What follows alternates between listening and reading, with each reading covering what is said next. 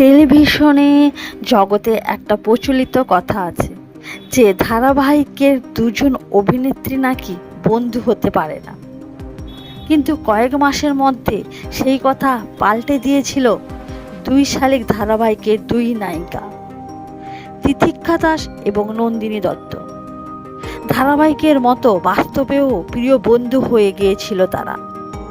দুজনের মধ্যে শুধু মুখের মিল নয়, আরও অনেক মিল খুঁজে পেয়েছিল তারা। দুই শালিক ধারাবাহিকের মাধ্যমে একে অপরের সাথে বন্ধুত্ব হয় তাদের। তবে ধারাবাহিকটি শেষ হওয়ার পর হঠাৎই সামনে এলো তাদের মনোমালিন্যর কথা। ইতিমধ্যে জি বাংলায় কোণে দেখা আলো ধারাবাহিকে কাজ করছেন নন্দিনী, অন্যদিকে তিতিক্ষার কোনো ধারাবাহিকে কাজ করছেন না। বেশ কিছুদিন ধরে তাদের বিবাদের কথা শোনা যাচ্ছিল, অবশেষে তার প্রমাণ পাওয়া গেল। সম্প্রতি এক ইভেন্টে হাজির হয়েছিল টলিউডের বিভিন্ন নায়িকারা।